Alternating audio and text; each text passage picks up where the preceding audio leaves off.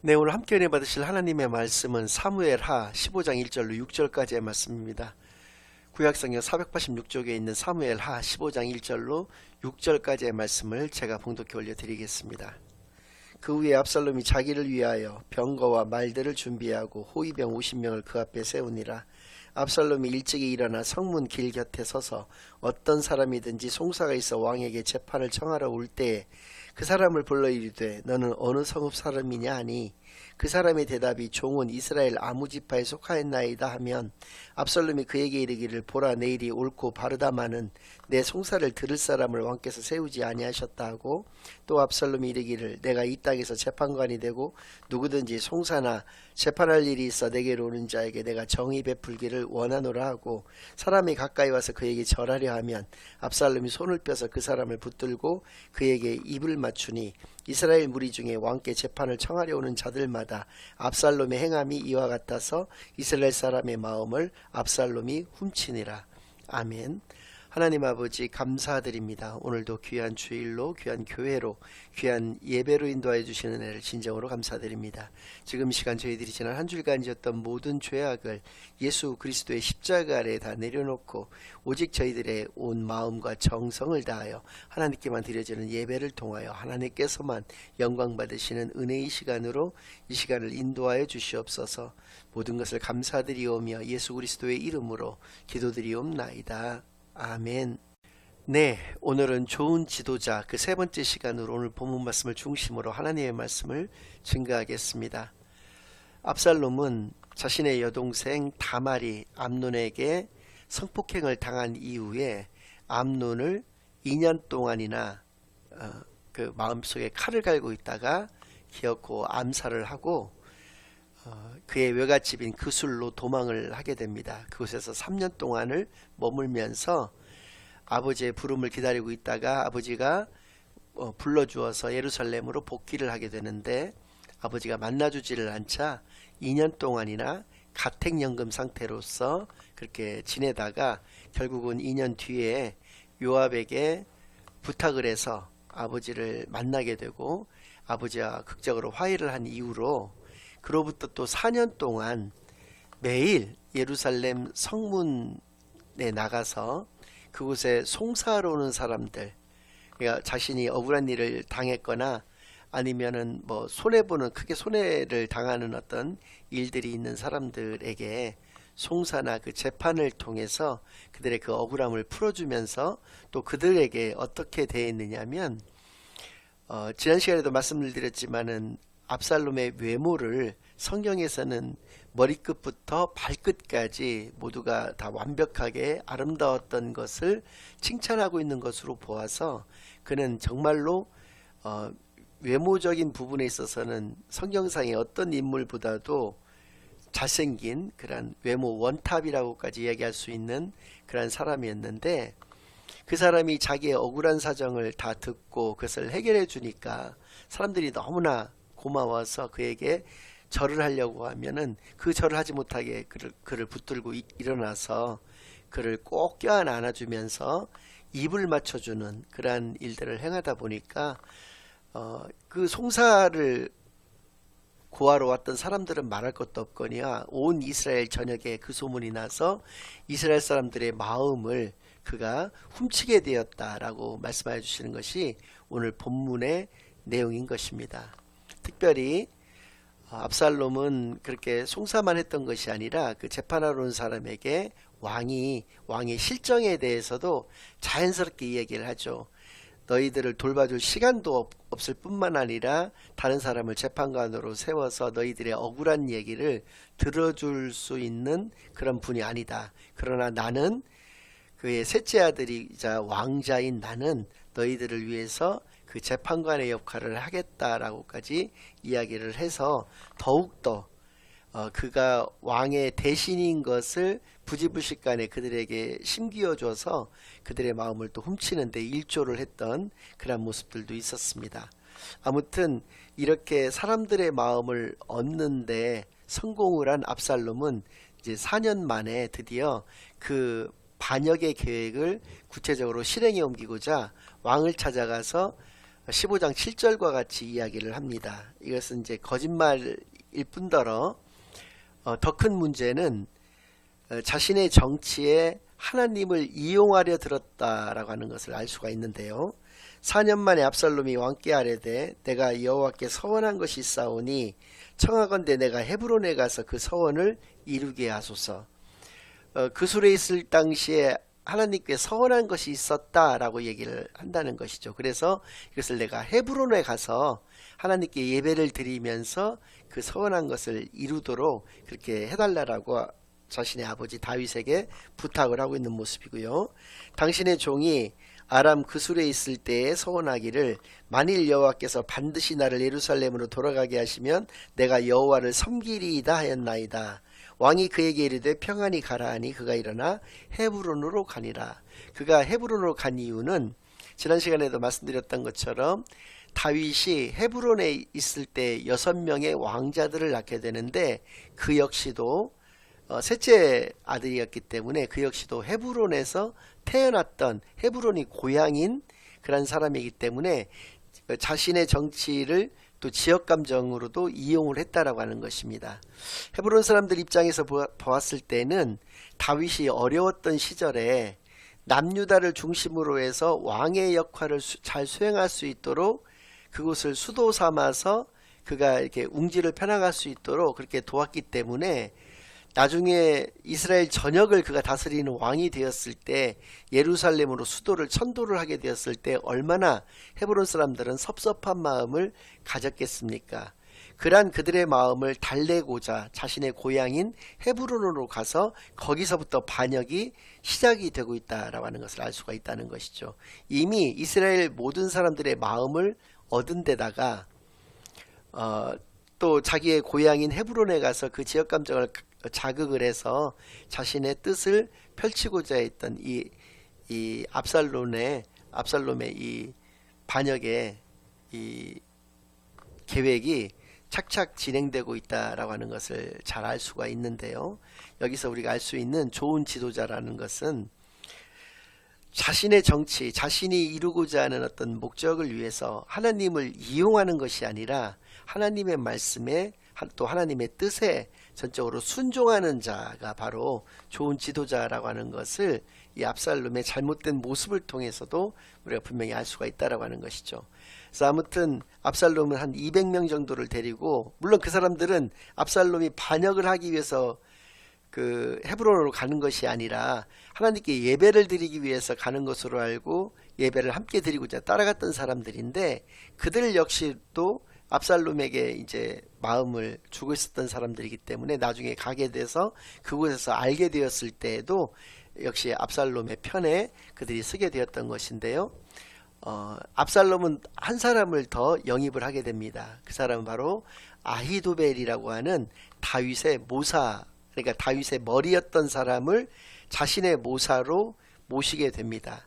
이 아히도벨은 어떠한 사람이냐면, 우선 다윗이 예를 들어서 하나님께 기도를 올려드려서 하나님께서 그에게 응답의 형태로 말씀을 해주시는 그 내용을 모르는 상태에서 아히도벨이 어떤 얘기를 했을 때 그 하나님이 해주신 말씀과 아히도벨의 말이 같았다라고 할 정도로 굉장히 지혜로운 사람이었습니다. 그래서 아히도벨로 인해서 다윗이 그렇게 모든 전쟁에서 승리를 할 수 있었다라고까지 이야기를 할 수 있을 정도로 굉장히 큰 모사꾼이었음에도 그를 배신하고 압살롬에게로 가서 그 압살롬의 모사꾼이 되게 되었다는 것이죠. 그런데 이 아히도벨은 왜 그렇게 했느냐면, 그는 밧세바의 할아버지였던 사람이거든요. 그리고 그 밧세바의 아버지도 그렇고 밧세바의 전 남편이었던 우리아 역시도 그 다윗을 호위했던 30인의 용사 중에 한 사람들이었었거든요. 그러니까 자신이 그런 집안의 그 아버지라고 하는 사실 때문에 아히도벨은 굉장히 큰 자부심을 느꼈었을 것입니다. 그랬는데 밧세바를 그렇게 다윗이 좋지 못한 방법으로 자신의 여자로 취했을 뿐만 아니라 그 충직했던 우리아를 사지로 내몰아서 죽게 만들었던 그 다윗의 행태를 보면서 얼마나 다윗에게 큰 배신감을 느꼈겠습니까? 그러나 여기서 우리가 생각해 봐야 될 것은 이러한 어떤 좋은 지도자라는 것은 개인적인 원한 때문에 나라를 어떤 내정과 같은 위태로운 상태로 내몰아서는 안 된다라고 하는 것이죠. 자신의 개인적인 원한으로 국가 전체를, 민족 전체를 위기에 빠뜨리게 한다라고 하는 것은 결코 좋은 지도자의 덕목이 될 수가 없다라고 하는 것을 이 아히도벨과 압살롬의 이 모습을 통해서도 분명히 깨닫게 되기만을 바랍니다. 압살롬 역시도 암논에 대해서 아무런 조치를 취하지 않는 아버지에게 실망을 느끼고 분노를 했기 때문에 이렇게 아버지에게 반역의 칼날을 겨누게 되었던 것과 같이 아히도벨 역시도 개인적인 원한으로 인해서 그렇게 압살롬에게 붙어서 압살롬의 모사 노릇을 했다는 것을 기억하기를 바랍니다. 그렇다면 사람들은 왜 압살롬을 그렇게 사랑하게 되었고 그를 지지하게 되었는가? 이제 압살롬의 그 반역은 들불처럼 이스라엘 전역에 타올라게 되어 가지고 다윗의 군대를 굉장히 강하게 압박을 하게 되었던 것이고, 나중에는 예루살렘까지도 그들이 침공을 해서 그것을 완전히 자신의 것으로 삼게 되는 것이거든요. 그럼 사람들이 왜 이렇게까지 압살롬을 따르게 되었던 것인가? 그것은 한 세 가지 정도의 이유가 있었는데요. 첫 번째는 사람들은 강한 자의 편에 서는 것을 선호를 하게 된다라는 것이죠. 다윗은 이제 늙어가고 있었습니다. 그래서 다윗이 지는 해였다라고 한다면 압살롬은 이제 완전히 떠오르고 있는 그런 태양과 같은 그런 존재였습니다. 아버지를 대신해서 모든 사람들에게 현명하게 재판을 열어줬고 모든 사람들을 따뜻하게 자기의 국민인 것처럼 그렇게 그들을 안아주고 키스를 해주고 또 그들의 편에 서서 언제든지 따뜻하게 환대하고 응대를 했던 그의 모습을 통해서 사람들은 그에게 마음을 뺏길 수밖에 없었고 그가 강한 자라고 하는 인식을 가지게 되었다라고 하는 것이죠. 두 번째는 자신에게 이익이 되는 편에 사람들은 서게 된다라고 하는 것이죠. 분명히 압살롬은 자신들에게 이득을 가져다 주는 사람이었고 다윗은 그것에서는 굉장히 멀리 떨어져 있었다라고 사람들이 생각을 했기 때문에 다윗에게서는 멀어지고 압살롬에게 사람들이 붙게 되었던 그러한 이유가 되었다는 것이고요. 세 번째는 지역 감정을 자극했던 것도 주요를 했다라고 하는 것입니다. 앞서서 말씀드린 바와 같이 헤브론을 중심으로 해서 그가 반역을 시작했다라고 하는 것은 그것을 반증하는 것이고 헤브론 사람들이 얼마나 그 압살롬으로 인해서 똘똘 뭉쳐서 그들이 이렇게 함께 그 세력이 주축이 되어서 나아갔던 것을 우리가 분명히 알 수가 있다라고 하는 것이죠. 그런데 로마서 12장 2절 말씀에서는 하나님께서는 우리에게 이렇게 말씀하여 주고 계시는데요. 너희는 이 세대를 본받지 말고 오직 마음을 새롭게 함으로 변화를 받아 하나님의 선하시고 기뻐하시고 온전하신 뜻이 무엇인지 분별하도록 하라. 하나님의 뜻이 무엇인지를 반드시 분별할 것을 말씀해 주셨다는 것이죠. 그러니까 하나님이 강한 자의 편에 쓰시는 분이신가? 하나님이 자신에게 도움이 되는 편에 하나님이 서주시는 분이신가? 하나님이 지역 감정에 흔들리시고 좌우되시는 그러한 분이신가를 우리가 분별할 수 있어야 된다는 것이죠. 하나님은 언제나 옳은 자의 편에 서시는 하나님이신 것을 우리가 분명히 기억해야 할 것입니다.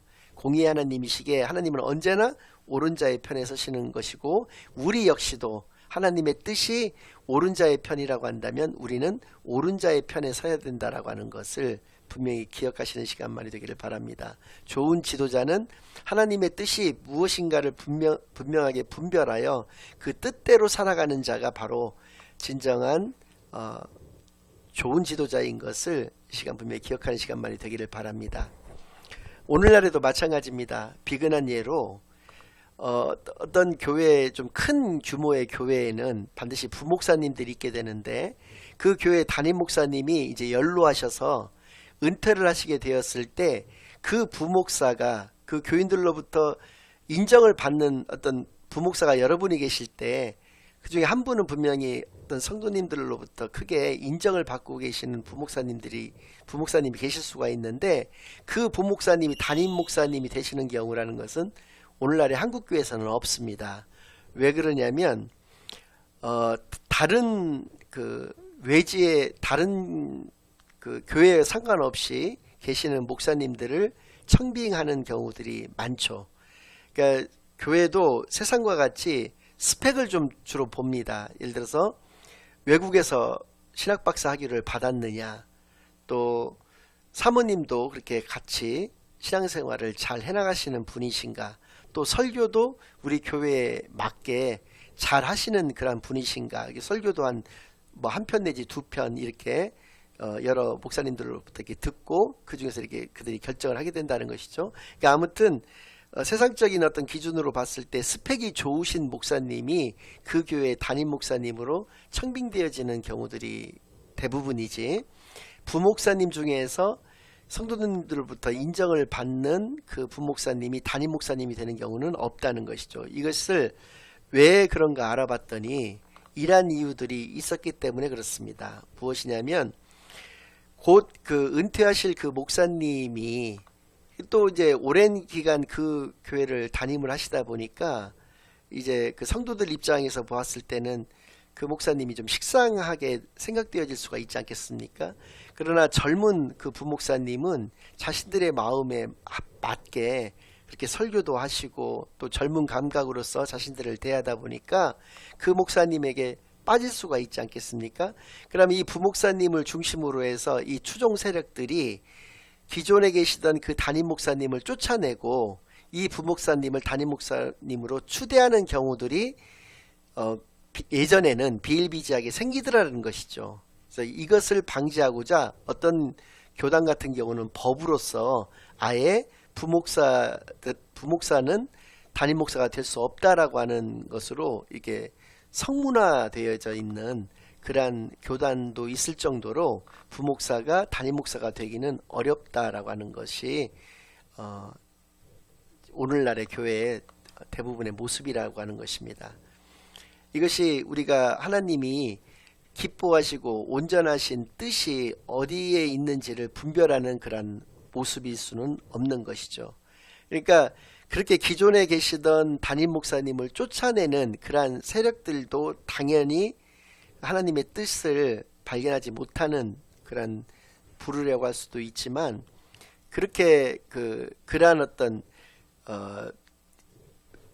문제로 인해서 아예 처음부터 성도들에게 인정받고 성도님들이 좋아하는 그 부목사를 담임 목사로 세우지 않으려고 하는 이런 교단의 어떤 모습 역시도 하나님의 뜻을 분명히 발견해서 그 뜻대로 살아가는 그런 모습이라고 볼 수는 없다라고 하는 것을 우리가 분명히 기억을 해서, 정말 우리가 이 땅 가운데에서 하나님의 자녀로서 지혜롭게 살아간다는 것이 어떠한 것인지, 그것은 바로 하나님의 뜻을 올바르게 분별하면서 살아가는 것임을 분명히 깨달아서 우리가 하나님께서 기뻐하시는 그런 좋은 지도자가 되기를 날마다 노력하면서 살아가시는 저와 여러분이 되시기만을 예수 그리스도의 이름으로 간절히 축원합니다.